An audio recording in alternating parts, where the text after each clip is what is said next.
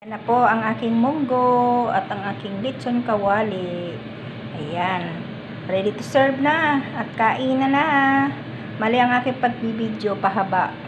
Kasi pinatindig ko yung aking aking pag cellphone. Nalimutan ko dapat pahiga pala. So, ito na. Ayan. Luto na rin yung isa. So, let's go. Let's eat. Back to life. I just wanna live in this moment forever. 'Cause I'm afraid that living couldn't get any better. Ayan ang aking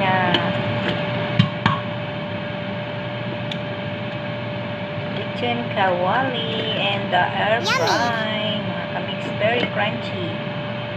So, pwede nyo i-try na ano ito Bailey. Ayan. Pinalapit ko muna siya sa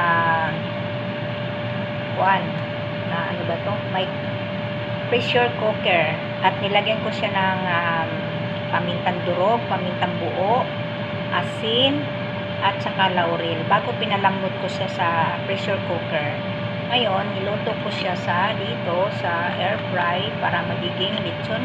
Wow! Very crunchy. This is look at ko.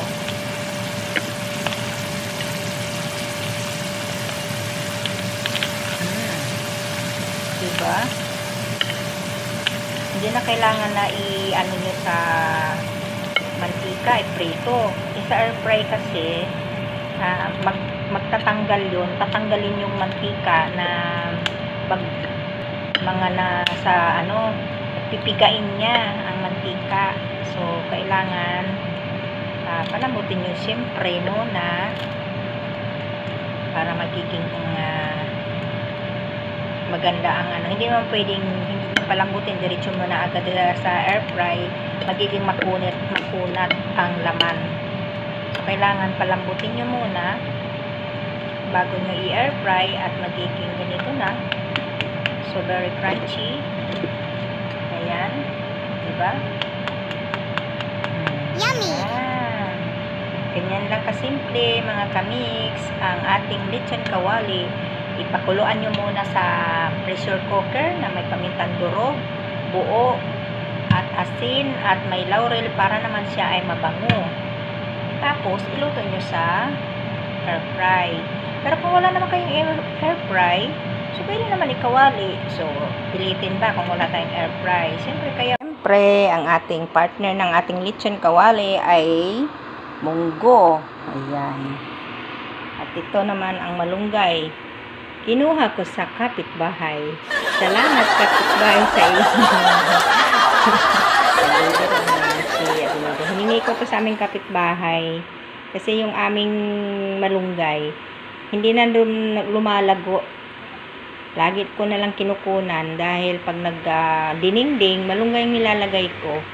Yan. So, yan po ang ating partner sa ating munggo o sa ating lechon kawali. So,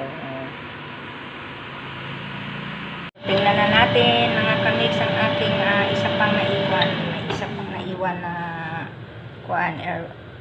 isa pang naiwan na niluto ko sa air fry na lechon kawali. So, ganito lang naman. Tingnan nyo. Diba?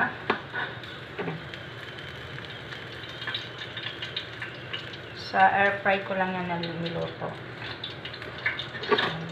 Pag sa kasi, pag sa mga kawali pa, imbis na matanggal yung mantika dito, natatanggal ang mantika mo dito eh kung ilubog mo sa mantika siya sa kawali, lalo siyang nadadagdagan ng mantika, di ba?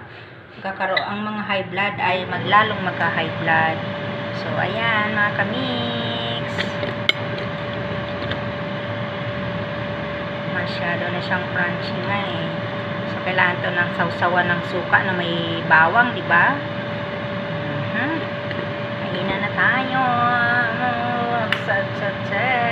Yan, madilim ang aking hindi pala ako nagbukas ng ilaw. So, ngayon maliwanag na. Nagiging negra ako tuloy. Sabihin ninyo ako ay negra. Okay lang negra. Basta buhay. Walang problema. Lutong talaga. Sarap. Diba? Lapit na yung isa. Binaligtad ko na.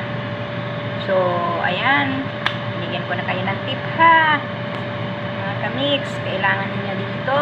Or, wala pwede. So, thank you for watching sa inyong lahat. Bye-bye. Mwah-mwah. Enjoy your day. Enjoy your watching. Don't forget to subscribe. Abinido Kamix TV. Nalimutan ko pang aking channel ha. So, ayan. Bye-bye. Ingat-ingat kayong lahat.